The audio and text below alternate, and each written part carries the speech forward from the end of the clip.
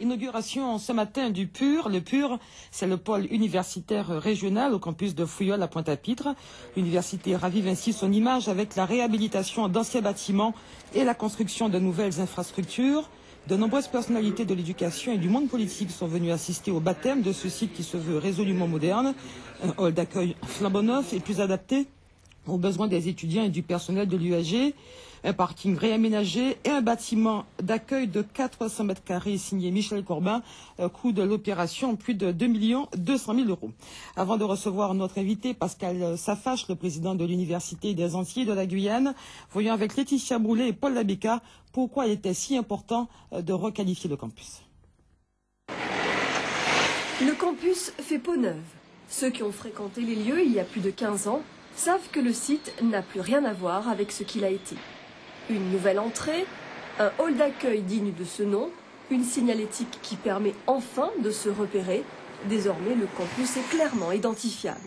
Des éléments qui changent complètement l'aspect du site, beaucoup plus accueillant. Comparé à avant, je trouve que c'est déjà mieux, c'est plus présentable. C'est pas mal pour, surtout quand on voit c'est plus de la partie biologie et médecine qui ont changé. C'est pas mal parce maintenant on est beaucoup en surcharge, il y a beaucoup de classes qui ont beaucoup d'élèves et ça permet aussi une meilleure disponibilité au niveau des professeurs, des cours et une meilleure compréhension de tout cela. L'université change de visage au fil des ans. Elle rattrape son retard en matière d'équipement. Les vieux bâtiments sont rénovés, comme cet amphithéâtre, à peine 10 ans d'âge, mais qui présentait de nombreuses dégradations. Des fuites d'eau s'invitaient régulièrement en cours. Et puis, de nouvelles infrastructures sont venues enrichir le campus. Fouillol s'est résolument modernisé. Cela fait 19 ans que je suis à l'université et j'ai vu une énorme évolution. Je dirais qu'on a fait un pas de géant. Quand je rentrais à l'université, je n'avais pas l'impression du tout que je rentrais dans une structure universitaire. Et maintenant, je rentre dans une université digne de ce nom. Pour autant, le campus n'est pas ce lieu de vie auquel aspire tant son président Pascal Safache. Il reste un lieu de passage. Et oui, les étudiants sont devenus exigeants. Je trouve que les changements qui ont été effectués sont quand même assez importants au niveau de l'amphithéâtre. C'est bien parce qu'il ne pleut plus sur nous maintenant, donc c'est assez intéressant, on a la clim.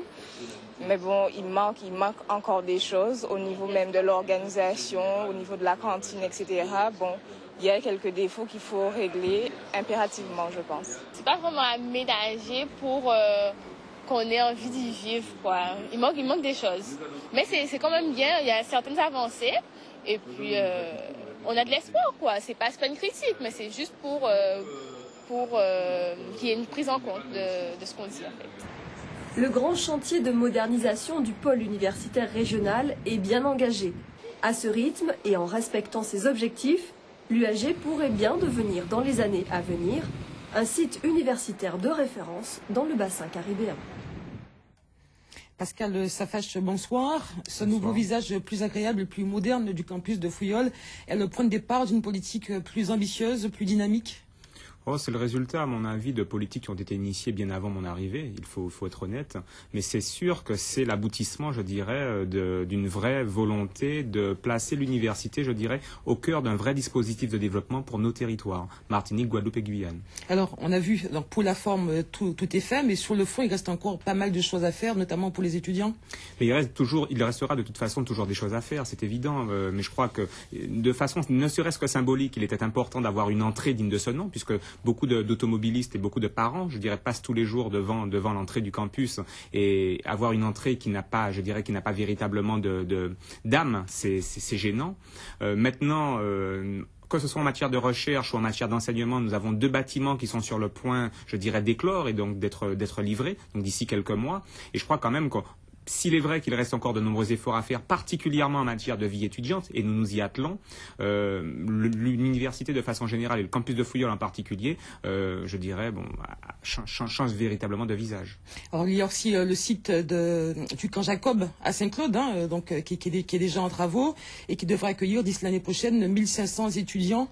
Là aussi, une politique beaucoup plus volontariste pour un meilleur accueil, une meilleure formation des étudiants. Alors nous n'aurons peut-être pas 1500 étudiants sur le campus du camp Jacob d'ici l'année prochaine. prochaine, mais une C'est chose est l'objectif sûre. qui est fixé. C'est l'objectif fixé, tout à fait. Mais c'est un campus qui sera flambant neuf d'ici, on va dire, une douzaine de mois. Et c'est vrai que ce campus tranchera totalement par rapport à l'ancienne structure, puisqu'il y aura à la fois des espaces de verdure et des espaces, je dirais, pour accueillir les étudiants, des espaces d'enseignement de qualité. Et je crois que nos étudiants méritent bien ça. Nous sommes la seule université française du bassin caribéen, et je crois qu'il est nécessaire que nous donnions envie à nos voisins de venir étudier chez nous. Parce que s'il est vrai qu'il faut que nous formions correctement les populations, je dirais, locales, en l'occurrence ici les jeunes Guadeloupéens, il est nécessaire aussi que nous attirions, je dirais, des étudiants venant de l'étranger. Donc des Dominicains, des Saint-Luciens, des Saint-Vincentins, qu'ils viennent étudier chez nous. Je crois qu'il est important pour les uns et les autres d'être confrontés à la culture, je dirais, caribéenne, de façon à ce que nous nous intégrions véritablement dans le bassin qui est le nôtre. Alors justement, l'UAG a une politique régionale, un rayonnement régional, voire extra-régional, avec la signature notamment de conventions avec l'Université d'Ottawa. Est-ce que tous ces projets ne freinent pas aussi les priorités de l'UAG ? Notamment pour la formation des jeunes dans le bassin caribéen? Non, pas du tout. Je pense qu'il faut véritablement s'ouvrir sur l'extérieur et ne pas... S'il est vrai qu'il faut que nous soyons une tête de pont dans la Caraïbe, il ne faut surtout pas que nous nous contentions de cela. Il faut aussi que nos étudiants aient la possibilité de s'ouvrir sur le monde nord-américain, sur le monde sud-américain. Et c'est la raison pour laquelle nous sommes en train de signer... Donc l'accord sera conclu définitivement à la fin de l'année, mais avec l'Université d'Ottawa, un accord donc d'échange d'enseignants et d'étudiants, et que nous sommes en pourparlers avec l'Université Ricardo Palma au Pérou, pour des accords somme toute assez similaires. L'objectif est que nos étudiants puissent véritablement s'imprégner, je dirais, de la réalité du monde américain, nord et sud-américain. Sur quoi porteront ces échanges exactement? Alors, dans un premier temps, sur des échanges d'étudiants puis d'enseignants-chercheurs, donc c'est-à-dire que nos étudiants puissent aller passer un semestre à Ottawa ou, je dirais, au Pérou et inversement. Et deuxièmement, des échanges d'enseignants-chercheurs, de façon à ce que tel collègue aille enseigner, je dirais, un séminaire ou pendant un trimestre dans l'université, je dirais, partenaire. Et puis, à terme, l'objectif serait, mais là, ce n'est pour l'instant qu'un objectif et nous souhaitons véritablement y arriver, mais ça prendra sûrement encore quelques années. L'objectif, ce serait la codiplomation, c'est-à-dire qu'un étudiant qui sortirait nanti d'une licence ou d'un master de l'UAG ait l'équivalence du même diplôme, je dirais, à Ottawa ou à l'université Ricardo Palma. C'est ça l'objectif. Oui, ça serait parfait. Alors, cette année, l'université accueille plus de 10 000 étudiants, je crois près de 1 000 étudiants de moins que l'an dernier. Pourquoi cette baisse des effectifs cette année? Alors, cette baisse des effectifs, il faut savoir que la grève qui a duré en février et mars ne nous a pas particulièrement aidés parce que beaucoup de parents, je crois, ont perdu un peu confiance et se disent, ma foi, il est préférable que mon fils, plutôt qu'il n'étudie ici, aille ailleurs en raison de ce qui s'est passé. Néanmoins, c'est pas la seule cause. Je crois que malheureusement, nous avons des universités qui nous font encore une grosse concurrence, et c'est la raison pour laquelle nous mettons véritablement toute notre énergie à tout faire pour que notre université brille, tant sur le plan, je dirais, esthétique, tant sur le plan de l'accueil, que sur le plan, je dirais, de l'enseignement. Il nous faut fondamentalement être et devenir encore plus performants que nous ne le sommes, et c'est la raison pour laquelle nous nous attelons à offrir à nos étudiants, je dirais, le meilleur. Pascal Safache, je vous remercie d'avoir accepté notre invitation. Merci beaucoup.